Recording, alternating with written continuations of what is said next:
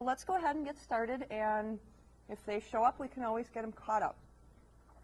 And you might have to bear with me. About an hour ago, I started with a tickle in my throat, so hopefully it will go away and it won't be a problem.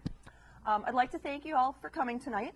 This is the presentation on parenting teens with hidden disabilities.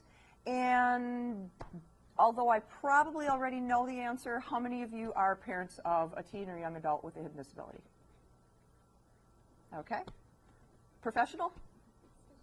Oh, okay, great. Then you actually can answer a question for me that I had from our presentation last night that no one in the audience asked, but it was something that I couldn't remember.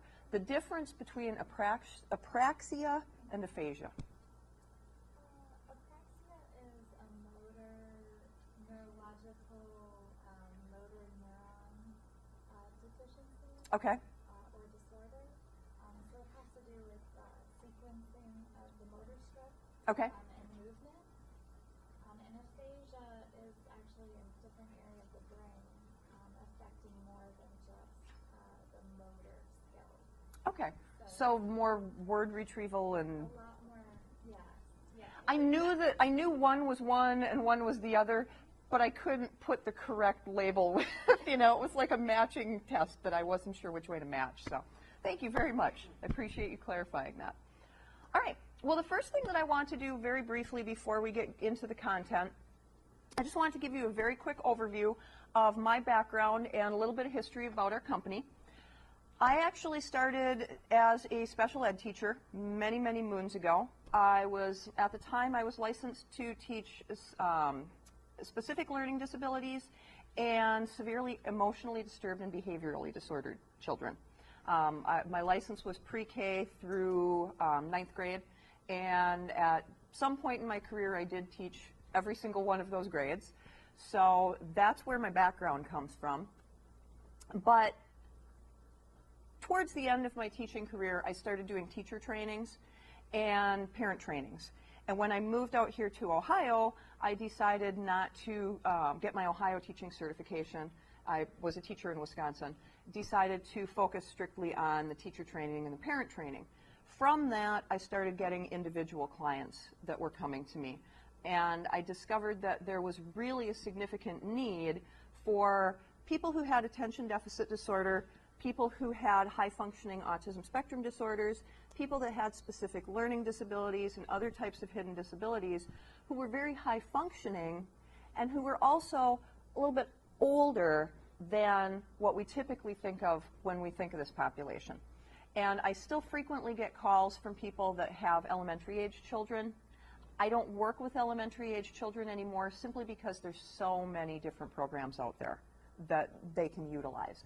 I target 15 to 25-year-olds, and as our logo says, our focus is on unlocking the hidden abilities. It says DIS in parentheses to stress the fact that we do work with hidden disabilities, but we're all about unlocking their abilities. We don't focus so much on the deficits as much as the strengths and how to use those strengths to compensate for the deficits. Brief preview of what we're going to talk about this evening. We are going to do a very short overview of the hidden disabilities that I specialize in. We'll talk a little bit about growing up with a hidden disability. We'll talk about the prognosis for individuals with the hidden disabilities. And we'll talk about living in relative harmony. Anyone who's ever lived with someone who has a hidden disability knows that it can often be challenging. And so we're going to talk about some strategies that you can use to help make it a little less of a stress in your life. We'll do a brief wrap-up, and then I will have time at the end for questions and answers.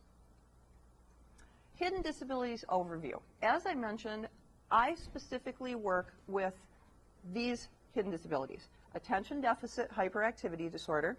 Now, I did put ADD up there simply because a lot of people still use that terminology, even though it's old terminology. What I mean by that is when they came out with the new Diagnostic Statistics Manual, that's just the book that clinicians use to diagnose hidden disabilities. When they came out with the new one a number of years back, they did away with the term ADD, put everything under the umbrella of ADHD. Unfortunately, what that did was cause a lot of confusion for parents and for individuals with hidden disabilities, because if you don't have the hyperactive component, it's hard to understand, okay, why do I have the label of ADHD if I don't have the hyperactive component? Well, the way that they got around that was they said, everybody falls under the umbrella of ADHD, but there's 4 different types. There's the hyperactive impulsive type, which is what we typically think of when we think of ADHD. There's the inattentive type, which is what used to be the ADD. There's the combined type, which means you have some of both thrown in there. And then there's the blanket term not otherwise specified.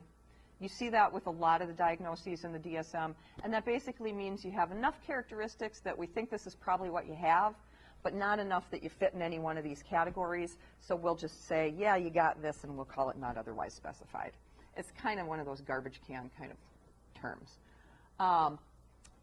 ASD, that would be autism spectrum disorders, and the reason that I use the terminology ASD is because when the new Diagnostic Statistics Manual, DSM, comes out in 2013, I believe, they're going to do away with a lot of the terminology that we currently